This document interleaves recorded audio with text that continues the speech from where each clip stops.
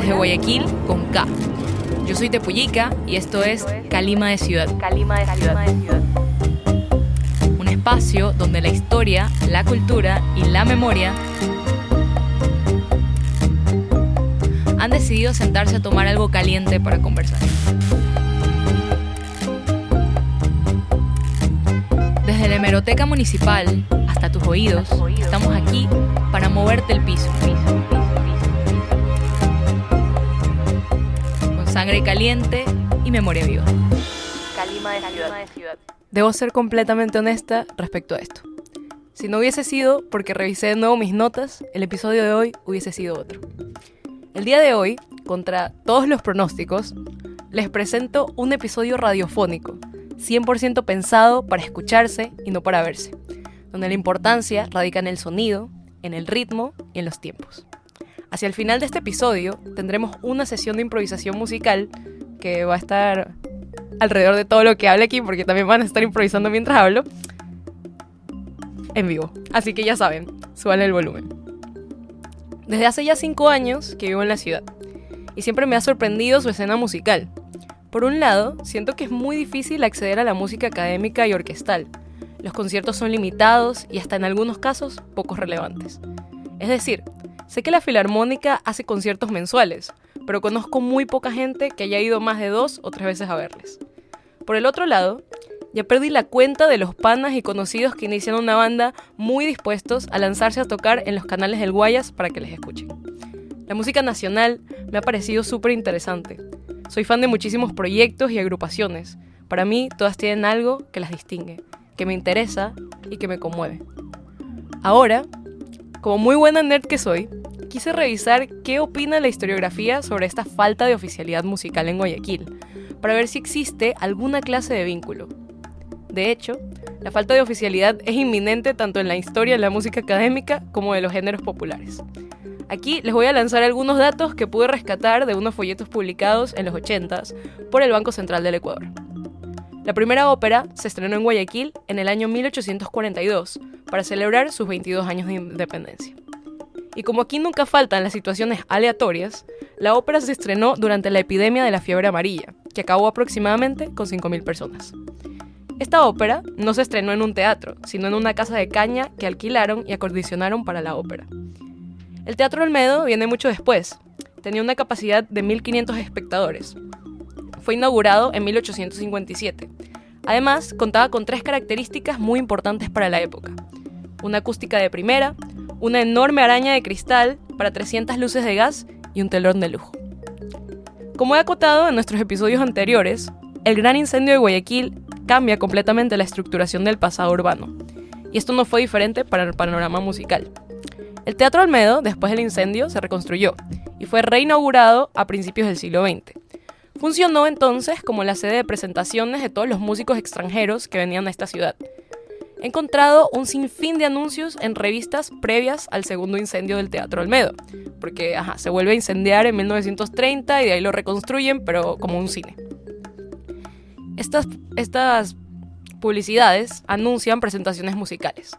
Aquí les voy a leer una de la revista El Fígaro en 1918. En el último vapor del sur que arribó a este puerto, llegó el eminente violinista argentino, el señor Andrés Dalmau, a darnos varios conciertos en el Olmedo. Le deseamos una grata permanencia en este puerto y le auguramos un ruidoso éxito en la noche de debut, que será mañana. Como este artículo, hay muchísimos más que publicitan la llegada de intérpretes internacionales. Pero ¿dónde está lo nacional? En Mosaicos, por ejemplo, que ya saben que es mi revista favorita, encontramos también una partitura completa para piano, titulada Empleadita de Comercio, que incluye su letra también.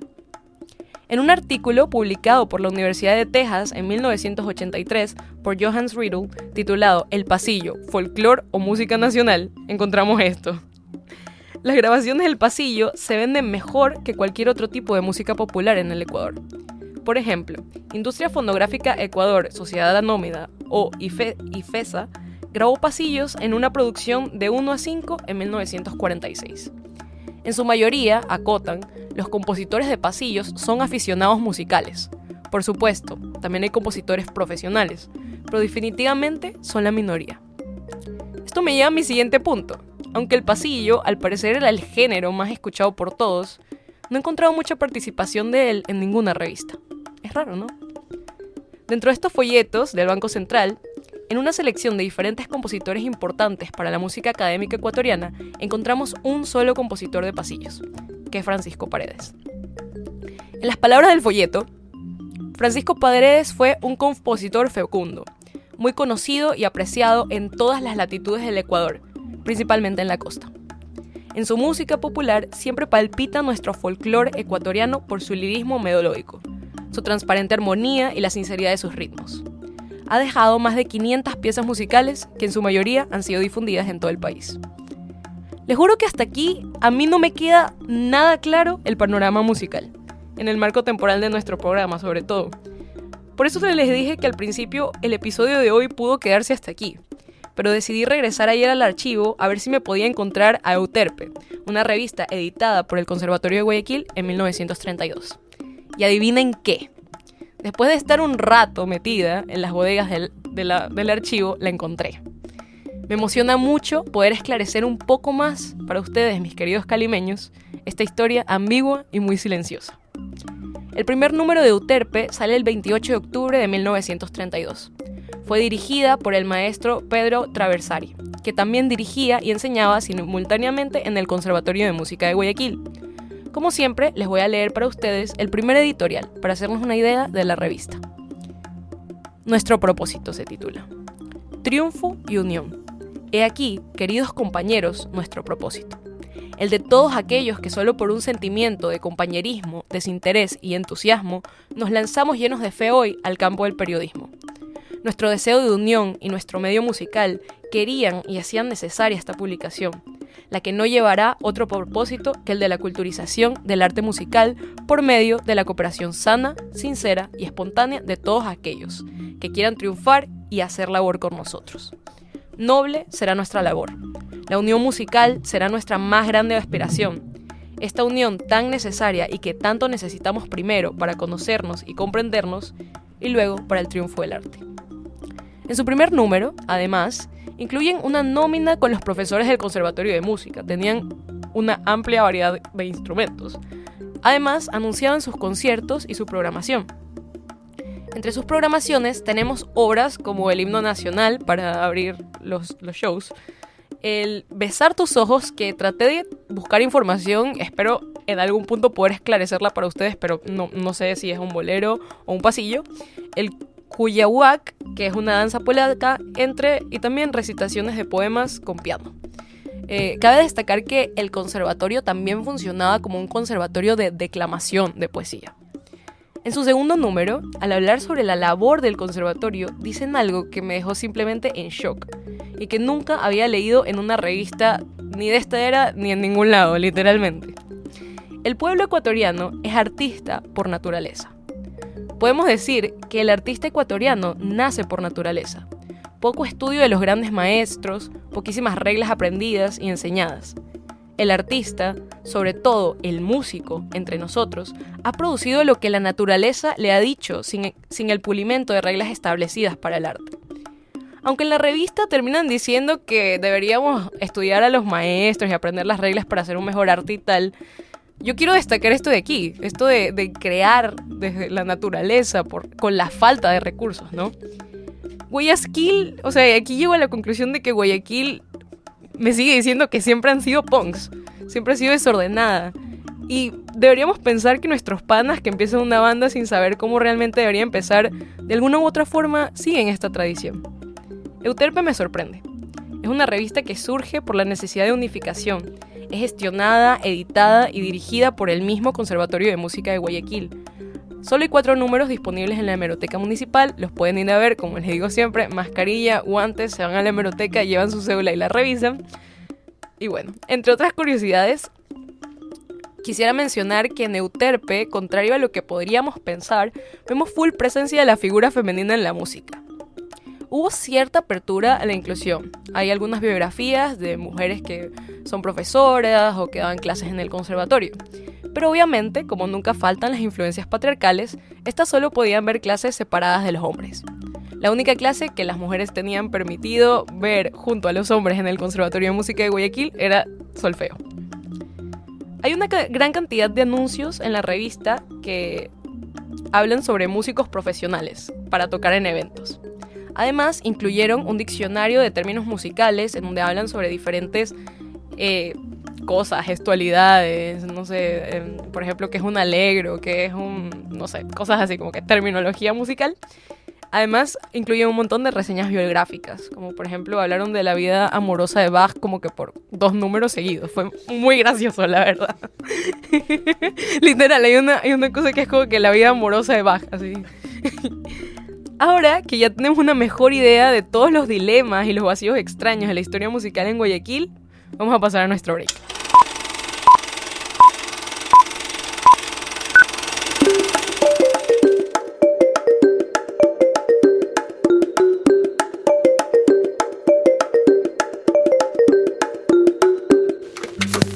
Panhispánica de dudas son los acentos.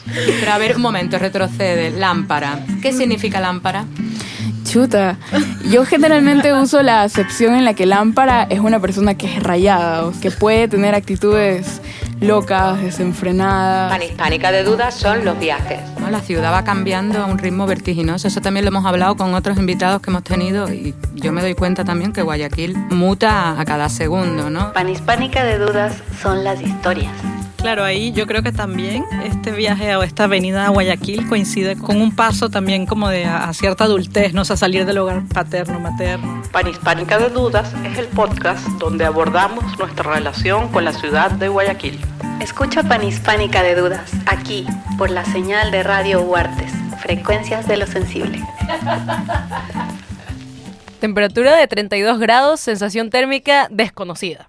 Al parecer, la temperatura llegará a 24 grados en la tarde, lo que me parece una total y completa bendición.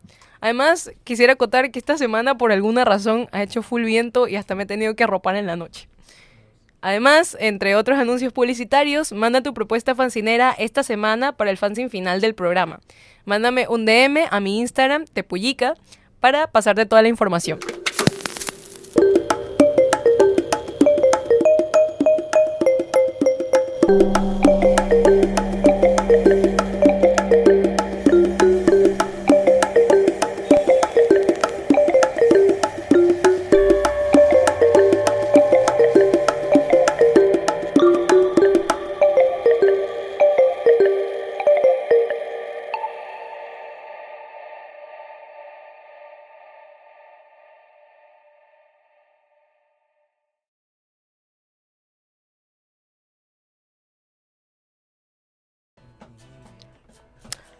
Bueno, ya nos encontramos en la tercera parte de nuestro programa, bloque número 3, y estoy aquí, tengo la total y completa, ¿cómo se dice cuando estás agradecido? Como que honor, privilegio, el privilegio ¿ya? De poder estar acompañada de Sónica MP3. Hola. Hola. De Pan de Dulce. Hola. Y de Toño Cepeda. Hola. Que están aquí hoy en vivo conmigo para conversar sobre lo que hemos hablado, diferentes cosas antes de la improvisación. Así que me gustaría que cada uno se presente, le cuenten un poco a las personas que nos escuchan quiénes son, qué hacen y todo, ¿ya? Sí, soy Sebastián, nací en el año 98. Y bueno, la verdad es que siempre, toda mi vida ha sido música, ha sido lo único que me gusta y creo que es lo único para lo que sirvo. Siguiente. Bueno, yo soy Toño Cepeda, soy profe aquí en la Universidad de las Artes y bueno, tengo ahí algunos intereses artísticos, me interesa mucho la interdisciplinaridad, dirijo el ensamble lúdico experimental acá en la U y no sé, he hecho muchas cosas de música para cine, no sé, obras experimentales, he tocado con bandas de rock, de jazz, de algunas cosas. Y nada, estoy súper contento de estar aquí. Y bueno, así tengo mi proyecto que se llama Brujas de Bim Bam Boom, que es, digamos, el último proyecto en el que estoy trabajando. Y eso. Ok. Hola. Bueno, yo soy Diego Betancourt. Qué voz tan gruesa. Claro que sí. Productor audiovisual, pero bueno, tengo un proyecto se llama Sónica, donde hago como registro. Más bien, yo no soy músico, pero sí registro a la música de acá de Ecuador y Guayaquil especialmente. Y sí, hago difusión musical y producción para todo lo que haga ruido acá. Ok, muchas gracias a los tres por estar aquí, de verdad. Siento que vamos a aportar un montón a esta conversación de esta historia que está como un poco fragmentada. O sea, que hay como un pedazo acá y está todo muy loco. Entonces, bueno, miren, personalmente, a mí, entre todas las cosas que hemos hablado el día de hoy, lo que he acotado, a mí me quedan resonando esta reseña primero del Banco Central, que habla sobre la sinceridad de las letras. De los ritmos, de decía. los ritmos, la sinceridad de sus ritmos. Y yo les quiero preguntar a ustedes, o sea, ¿qué podemos entender o qué opinan ustedes de esta sinceridad que se puede usar en la música? O sea, ¿por qué es importante? Bueno, yo creo que la reseña que leímos, ¿no? Eso de que dice la sinceridad de los ritmos, son un poco ahí palabras vacías, ¿no? Ok. De hecho, escritos en ese momento. Sí. En ese momento, de lo que entiendo. Me parecía muy, muy interesante lo que cuentas y sobre cómo habitamos Guayaquil. Yo creo que, Ajá. sobre todo, lo que me resuena de lo que hablas de este tema, un poco de memoria, ¿no? Hablas del gran incendio, ¿no es cierto?, 1896, y Sí. cómo se quema el Teatro Olmedo y luego se vuelve a quemar, y previo a eso Guayaquil se estaba quemando. Sí. Y es una ciudad que Imagínate, siento que se está después quemando del 30 todo el... se vuelve a quemar, o sea, como que- Pero yo creo que de cierta manera es una ciudad que cíclicamente se está quemando de diferentes formas todo el tiempo. Ahorita nos estamos quemando de otra, por ejemplo. Ajá, ahorita nos estamos quemando de otra forma y qué sé yo, no sé, podemos ahí la misma inseguridad, todo lo que pasa, ¿no? Y todas estas cosas son otras formas, creo yo, de ahí, un poco de incendio, al menos lo veo así. Claro. Y bueno, sobre el gran incendio, ¿no? Que justo el día anterior del gran incendio de Guayaquil se estrenó una zarzuela en el Teatro Olmedo que se llamaba El Juramento. ¿Ya? Es la zarzuela es como una especie de ópera, pero española. Y le montaba una compañía francesa. Entonces, claro, la alta alcurnia guayaquileña vino a ver la zarzuela. Ok. Y al día siguiente se quemó Guayaquil. ¿Y saben dónde empezó el incendio? En la municipalidad, ¿no? En municipalidad. Malecón y Aguirre. Sí, o sea, aquí mismo en la universidad. Entonces todo el tiempo siento que estamos transitando por estas cicatrices que no son invisibles, Sí. un poco. Ajá. Eso siento, como que esta ciudad que se ha quemado, y luego no tenemos memoria de esto, ¿no? Luego es como Claro. que se reconstruye, se hace, ni sé cuánto, y es como una constante... No pasó así, ¿no? Es como ser constantemente desmemoriados. Y luego, claro, también, ¿no?, sobre lo que hablabas del pasillo, de que si es folclore, o si es música nacional, o si es esto. También, no sé, siento que todo lo que es música popular es como... o lo que se ha tratado de organizar o sistematizar de la música popular ha sido siempre como como un esfuerzo un poco vano. Ujú.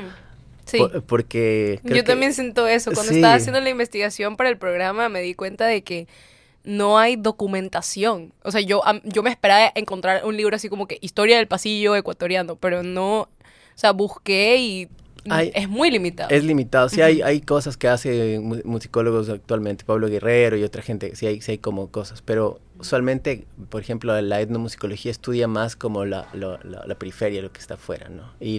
O la música, se estudia la música culta, ¿o no? Ujú. O lo que está afuera, pero lo que es popular, la música popular siempre ha sido... Nadie sabe. Y siempre hay los conceptos... Tenías que estar ahí para vivir. Sí, Literal. un poco sí, los conceptos se chocan entre sí y luego no hay nada muy, muy claro, ¿no? Entonces, con esto de la sinceridad, ¿tú crees que es como que no existe sinceridad en la música?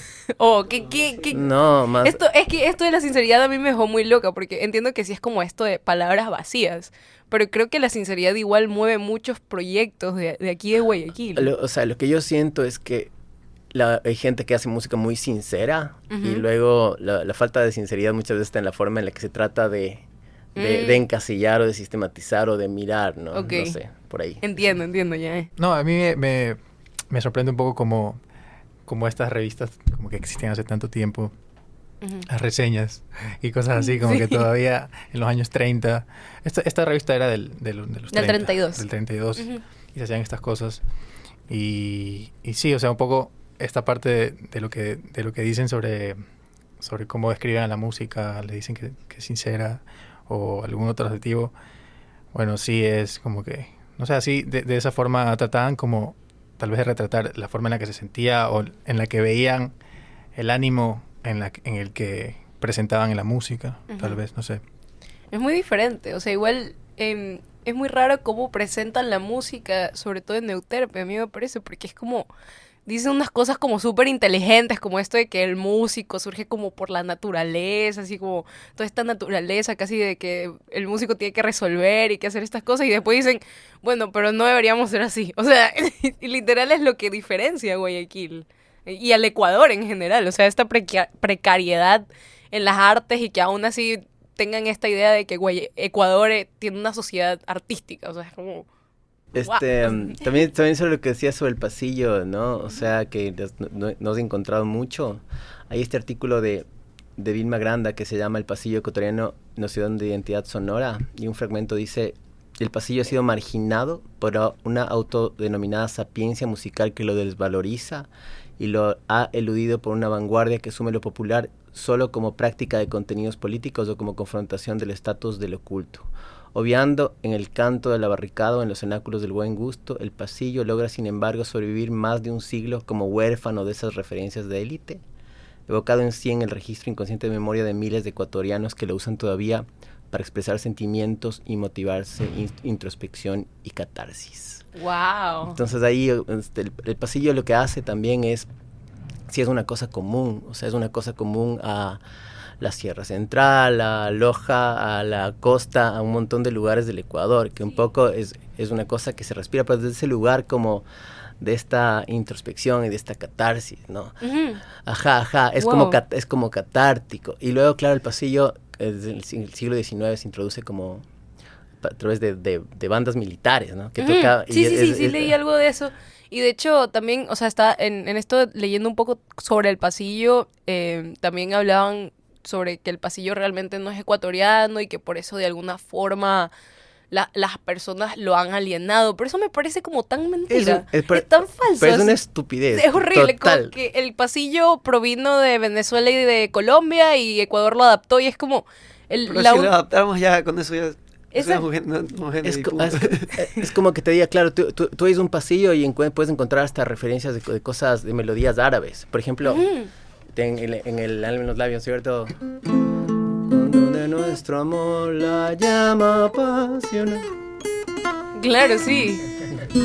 No, es como suena hasta medio español, suena árabe, así. Entonces es este hijo del mestizaje, ¿no? En que encuentras parte de melodías que son pentáfonas, de esta melancolía de la música andina. Sí, y es como un hijo triste, no reconocido al mismo tiempo. Es, o sea, como un hijo bastardo. Como un hijo bastardo de todo, porque yo, o sea, por lo menos habla mucho en Colombia el vallenato, la cumbia, en Venezuela hablan full del joropo, que los valses, pero en Ecuador como que el pasillo yo siento que la gente, o sea, sí lo reconocemos como ecuatorianos, pero internacionalmente es como, ya, sí, bueno, eso. Es que, cacha, era música de baile, el pasillo, en el siglo XIX y luego ya en el siglo XX cuando se mezcla con esta cuestión melancólica y se hace como lento, ¿no? Sí, se hace como pasillo, full oscuro, igual es un género full denso de escuchar. Denso, sí, pero al mismo tiempo tiene una alegría, es como medio agridulce, es como ambiguo, ¿no? A mí me da mucha curiosidad saber cómo ustedes, o sea, ¿qué han escuchado ustedes sobre la música guayaquileña y ecuatoriana? O sea, habiendo vivido acá en Ecuador mucho más tiempo de lo que yo he vivido en Ecuador, supongo. ¿Con qué crecieron? O cómo también lo local se refleja en sus proyectos. O sea, por lo menos Sónica tiene como todo este proyecto que a mí me parece hasta curatorial de la música. O sea, de como que agarrar, mostrar lo que está pasando en la música, reseñar, cubrir, recordar. Entonces es como que cómo esto lo local mueve sus proyectos, ¿no? Bueno, aquí Pande es músico de segunda generación de músicos. Sí, yo estoy influenciado por mi viejo, que el man en los 90 tenía su grupo que se llamaba Clip. Ok. Y el man, pucha, ahí la pegaron, pues con un hitazo se mandaron. Dice, hey, estás aquí. Nada, todos hemos oído es un buen en los tema, 80s, claro, y como que por mi tío, por mi viejo siempre estuve como que en un ambiente con bastantes músicos y bastantes historias sobre todo de cómo era tocar en esa época, cómo era moverse musicalmente en Ecuador en esa época, sin redes sociales, sin nada, súper interesante. Esa es como que bastante influyente. Y de ahí, o sea, bueno... ¿Dónde grababan ellos? En Fediscos grababan. Creo que sí grababan en Fediscos. Grababan en Fediscos, claro. Que y era jodidísimo grabar baterías, me cuento, como que siempre era... todas las baterías siempre sonaban espantosas y terminaron siendo drum machine nomás. Pero sí, o sea, a mí lo que me gusta también es bastante la historia de... Como hace un rato mencionaste algo del punk, ¿no? ¿Ya? Y Guayaquil es bien punketo, ¿no? Sí, es súper punk, siempre he sido punk. Y me gusta full esta banda de Los Descontrolados, también que hace poco ha tenido como que un revival, por así decirlo, como que hace poco empezó a salir las historias de todo este personaje misterioso que viene de Argentina. Okay. Y que lo mataron, además, me parece la policía lo mató y todo. Está envuelto como que bastante misterio y todo eso. Eso me gusta full, el punk guayaquileño. Y sobre Descontrolados también, claro, el guitarrista de Descontrolados es Gastón Toret, que es el papá de Pablo Toret, que es el cantante, guitarrista y compositor de Las Vírgenes Violadoras, ¿no? Wow. Un poco así en esta tradición punkera. Punk, entonces, hay mucho, pero igual... Aparte es el trabajo que hace Sónica de recopilar y publicar y... Claro, es como... volvemos a este tema de memoria, ¿no? Claro. Es como que hay un montón de cosas que pasan. A mí me parece eso, que es como igual, y a través de las redes, ahorita es como otra forma igual de hacer memoria, ¿no? Como que la memoria pasada a lo líquido, ¿no? Como a lo social, a lo rápido, instantáneo. Es como cool, igual esa idea, sí, me parece muy cool. Hablando de la memoria también, bueno, he invitado acá a María José, que es miembro del ensamble lúdico y ella es de la carrera de artes visuales. Y bueno, este ensamble que tengo vincula a estudiantes de varias carreras. Ok. Y bueno, María José nos presentó para el ensamble una canción que es de su abuelita y es una canción... ¿Quieres contarnos un poquito de eso, Majo? Sí, cuéntanos, Majo, cuéntanos. Sí, hola. Bueno, esta nana de hecho es de mi bisabuela. Okay. Entonces, mi mami es música y ella hizo una investigación a fondo para su tesis de las nanas, las nanas de los pueblos indígenas. Entonces, mi abuelita era Quichua Otavalo, así se llama el pueblo. Okay. Entonces, ella les cantaba esta nana, la abuelita de mi mamá, porque es mi bisabuela. Entonces, igual ellas nos la cantaban a nosotros, a los primos, a mí, a mis hermanos. Y pues es una nana que mi mamá al final no encontró registro en ningún otro lado, o sea... O es mismo, a mi bisabuela se la enseñaron, o ella la creó. No. O sea, no hay registro. Ajá, es como familiar, así. ¡Guau, qué lindo! Entonces, para una presentación igual como que le hicimos unos arreglos, bueno, ellas lo hicieron, mis tías y mi mamá, y la cantamos todas, pero así como que no hay nada más así de historia de eso. O sea, autoría tu bisabuela, sí. Increíble. Tal vez, quién sabe, tal vez claro, su mamá... Y es una melodía que es pentáfona, ¿no? Lo que te decía, que es está en esta escala pentatónica menor, que es como... Sí, eso me contaba Toño. ¿Y la vas a cantar? Sí. A ver, vamos a proceder.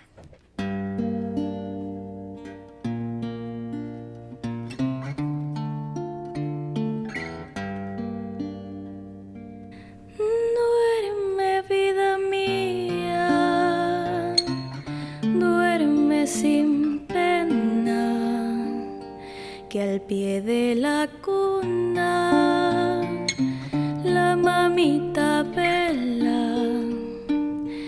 Pajarillo que cantas en la laguna, no despiertes al niño que está en la cuna. Duérmase mi niña, que la luna canta.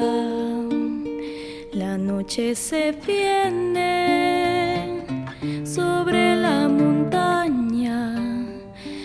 Duerme, vida mía, duerme sin pena, que al pie de la cuna la mamita vela.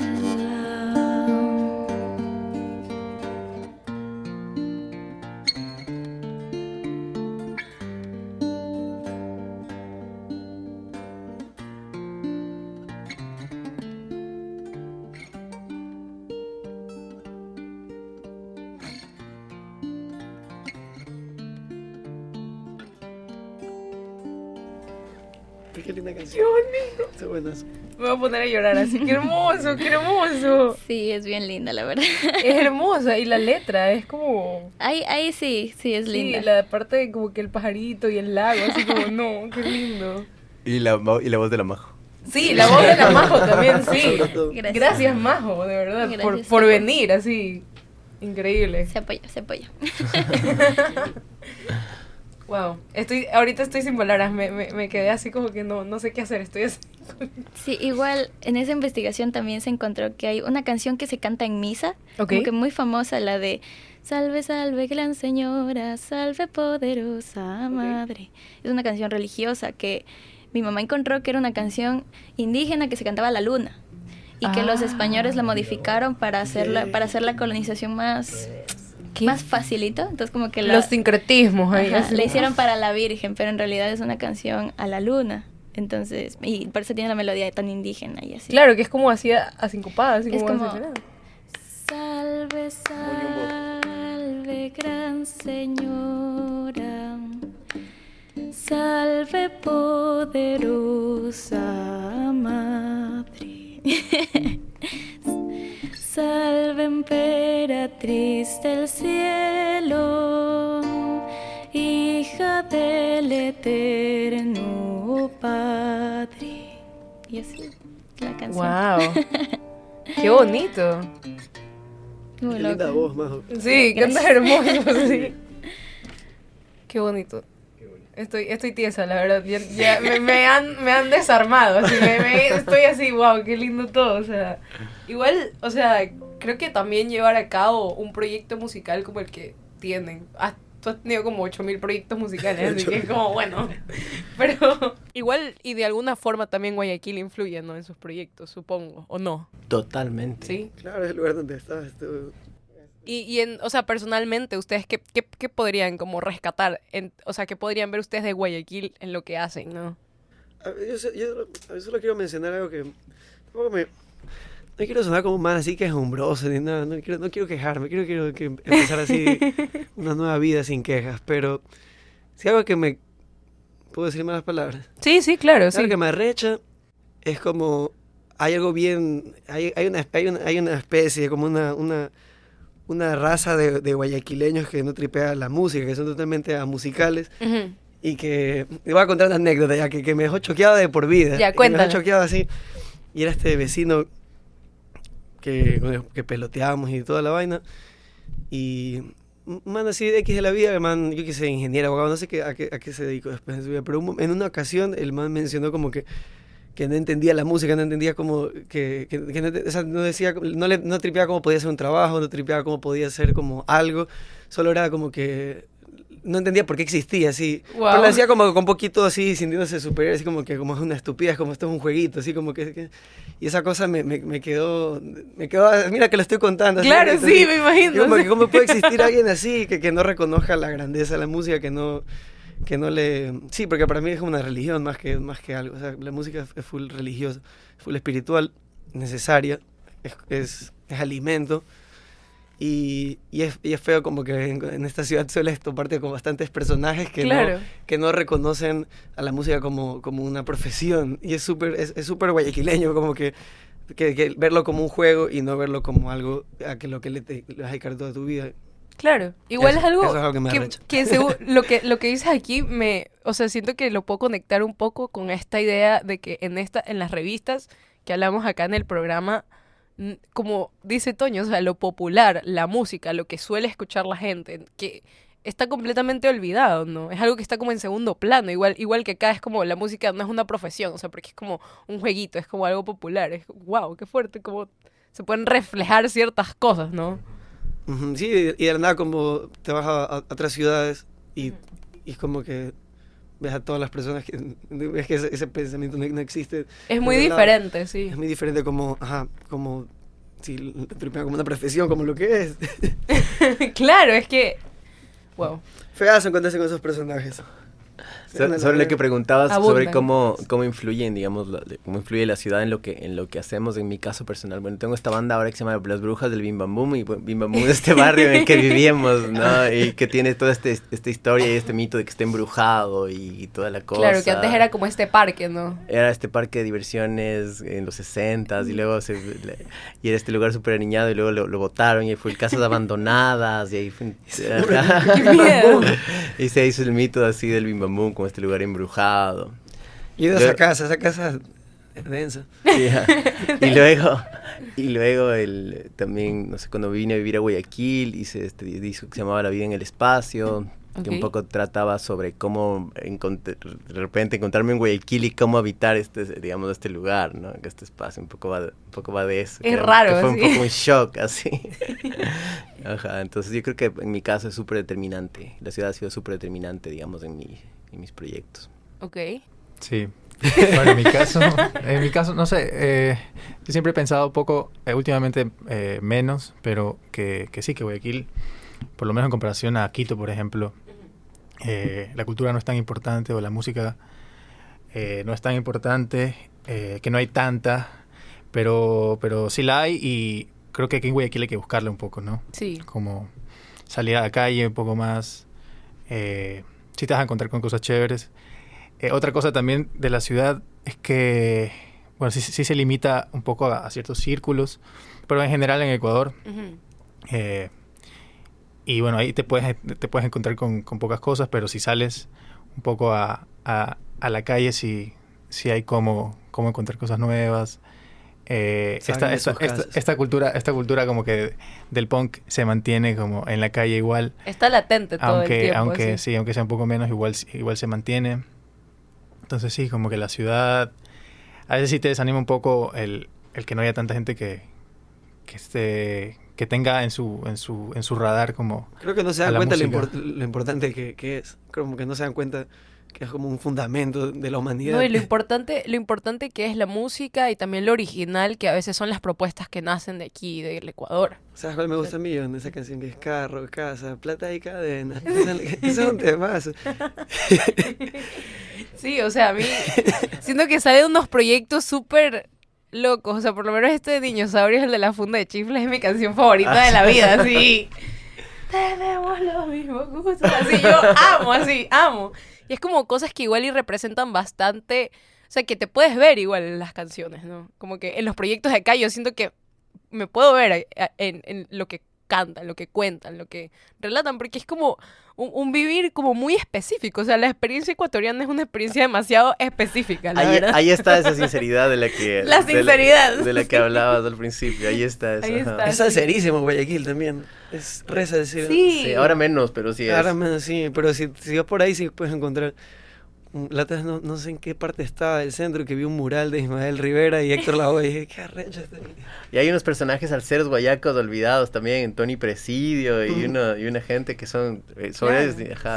puedes investigar también. La otra vez también mi vieja me contó de este pana que tenían, que el man falleció temprano, pero tenía un proyecto súper interesante que se llama El Químico. ¿Tú lo conociste? Claro, el Reinaldo Egas también conocía. Oye, El buenaza, la música se llama... Atrapado, ultra que destrozado y sin poder gritar, sin poder llorar. Esa huevada están olvidadas y todo eso ahí tendría que, o sea, como que hay que presentarlo. Eso sería bueno hacer recopilarlo y presentarlo de nuevo. Es que bueno, pasa que en esa época, en los 80s, porque había Fediscos, había estos lugares y con esta industria del disco, había mucho más industria que ahora. ¿En serio? Muchísimo más.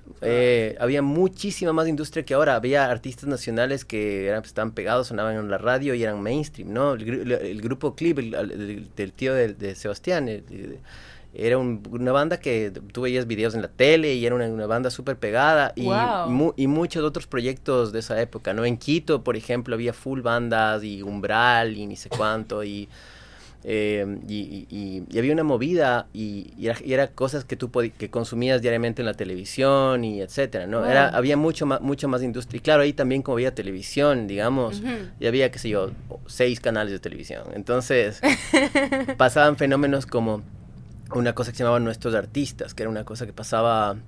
que eran canales de televisión enlazados en cadena poniendo videos de artistas ecuatorianos. Entonces, por ejemplo, ponían canciones de tranzas, de qué sé yo. Entonces, todo el mundo veía la canción de tranzas en cadena nacional, la veía todo el Ecuador. Entonces, claro, pasaba que de pronto Tranzas se hizo, empezaba a girar y se hizo famoso, y creo que es la banda más famosa que ha tenido el Ecuador, tal vez, sí, Tranzas. Imagínate. Y así, ¿no? Porque había una cosa desde la cultura local que creaban... Que fomentaba que eso. Había mucha más industria. Igual hay gente que se queja de nuestros artistas, decía que esa pendejada que nos obligaban a ver, qué sé yo, pero pasaban videos de artistas ecuatorianos y claro. Y luego, claro, también pasa que con la masificación de todo, la globalización, la música igual es como que te deja como casi que la música ecuatoriana como una elección. Claro. O sea, yo escucho esto porque quiero hacerlo, no como que porque... Igual imagínate, justo veía una charla ahora que estuve en las jornadas de investigación musical en Loja, este profe Bolívar, se me fue su apellido. Bolívar Ávila, hablaba sobre la vanguardia, en cambio, sobre la música académica de vanguardia, así, la gente que compone así como cosas, digamos, con influencia de compositores del siglo XX, de cafonismo y cosas así, ¿no? Y hablaba de que eso es una resistencia ahorita, porque con la masificación de la música, como que seguir haciendo esas cosas que sabes que no van a tener, que nadie va a oír en Spotify, por ejemplo.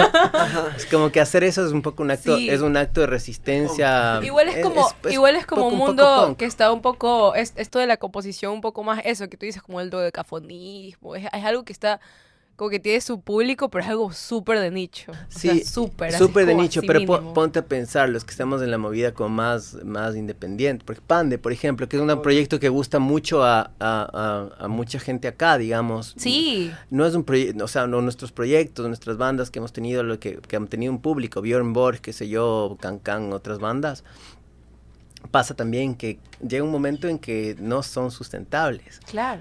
Es como que... Otro fenómeno súper interesante que pasa aquí cuando ya empieza a pegar mucho una banda acá, la gente ya se cabrea. Tipo como cuando se empezaron a quejar de que la máquina estaba en todos los festivales, así como que... Ajá. Ya, pues ¿hasta cuándo? Sí, me parece que... Queremos otra cosa. Pero hay pocos proyectos que logran ser sustentables, ¿no? Claro. No sé, tú no vives de pan de dulce. Este mes sí, ando desempleado y me salieron unos contratos arrechos y estoy... Este mes Pan de Dulce sponsors my life, así, por esta semana, este mes. Junio y julio estoy viviendo de la música, chucha. Claro. Pero, claro, agosto no tengo ya más puta idea. Agosto ya veremos. Sí, capaz ya me toca hacer otro camello, la vaina, pero sí, es así, cada cierto tiempo, yo tengo mi sistema, como que trabajo y luego como que... A mí, mira. Vivo de ahorro unos cuantos meses, y esos meses le meto full a la music, y de ahí... toca seguir trabajando, pero yo sí tengo la ilusión de que lo voy a poder hacer algo sustentable, puta, tampoco hacerme millonario, pero puta, solo no tener que ir al maldito trabajo, que sales cansado en la casa en la verga, no tienes energía para grabar nada, no, pues tienes que usar las horas del día para hacer música, y eso quisiera verlo como mi trabajo y no verlo como un hobby. Increíble. Ajá. Sí, esa es la resistencia, literalmente, como que no... Y invitar a más personas que sean atrevidos y que... Y obviamente no una situación en la que... Claro, si tienes un hijo, tienes un familiar que depende de tu ingreso económico, claro. Tienes que hacerlo... Tienes que ser responsable. Pero si no le des nada a nadie, lánzate, coge la guitarra, trépate un bus, viaja por el país, ándate a Colombia, donde sea, como que anda por la región latinoamericana y vacila, o sea, tripea, no te ahueves y no te dejas ahogar por estos personajes que digo de el man que no como entiende la música. Como el amiguito, el del peloteo. Ajá, sí, que no tripea la música porque sí, yo creo que bastantes proyectos se han pasmado también por ese ahuevamiento que te puede llegar a venir. Entonces tienes que ser un poco atrevido, tienes que ser un poquito también dispuesto a pasar cosas feas. Okay. ¿Sabes lo que es horrible? Te ha pasado como que típico pensamiento cuando te estás en un bus, así, regresando en un bus en la madrugada, como que ahí es cuando llegan unos pensamientos de chucha, ¿qué estoy haciendo con mi vida? Así, cuando ya está mucho... me pasó una vez regresando de la Amazonía, así que habíamos tocado en el Puyo. Fue increíble la tocada, pero ya pues, después el viaje fue como 10 horas y yo me lo pegué solito, porque mi banda estaba en Quito, y me lo pegué a Guayaquil, y te llegan los pensamientos de que... verga, ¿qué estoy haciendo con mi vida? Pero luego tienes el éxito de tocar en vivo y sales un poco fatalista, sí. Ajá, y luego tienes una tocada tan bacán, te sientes increíble, como que obviamente por eso lo estoy haciendo, ¿sí? Todo tiene sentido de nuevo. Pero sí, o sea, hay que hacerle resistencia cuando las cosas dejan de tener su sentido. Y dije, chucha, ¿por qué estoy haciendo esto? Hay que ser paciente, ya va a volver. Ok, bueno. No te ahuevas a ese sentimiento, porque siempre va a llegar. Gracias, de verdad. Bueno, estoy súper agradecida de que hayan podido venir aquí hoy, de verdad. Gracias por invitarnos. No, increíble. Muchas gracias por todo lo que... más preparada, no hice los deberes antes de... Bueno, entonces, ¿les gustaría pasar a esta sesión improvisativa de música con Majo y los que se quieran meter? A.K.A. dice Roberto, que está por aquí viendo, así. ¿Sí? Uy, estoy en el spot. Yo te toco un bajo y todo. Ok. Pero... voy a preguntarle porque estoy quemado ahorita en la cabeza. Me fui de fiesta anoche. Ajá.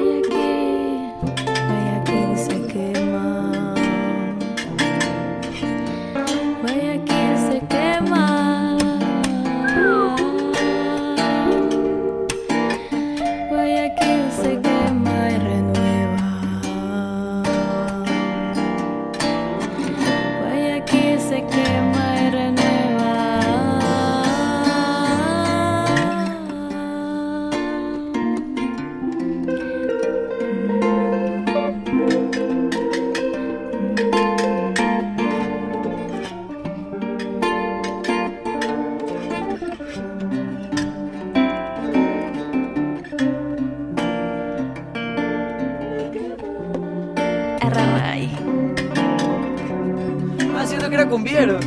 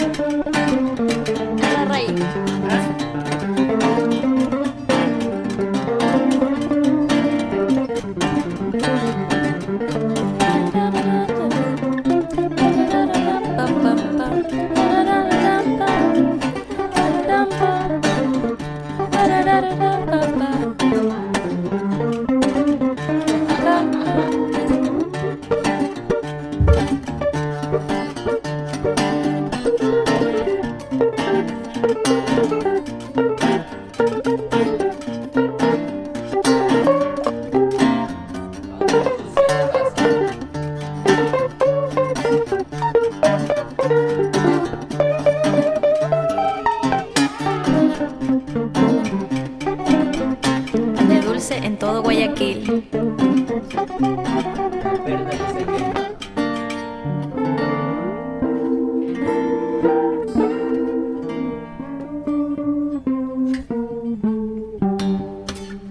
¡Bravo! Bueno, espero que ustedes se hayan puesto a bailar desde donde están, como yo todo el tiempo que estuvieron improvisando, me encantó. Bueno, muchísimas gracias a todos los que están allá escuchándonos en vivo, los que nos escuchan en Spotify, on delay, en la repetición, ustedes por venir acá. Ya saben, nos vemos la próxima semana en el mismo espacio, a la misma hora, pero en un episodio diferente de Calima de Ciudad. Historia, cultura, memoria, Calima de Ciudad.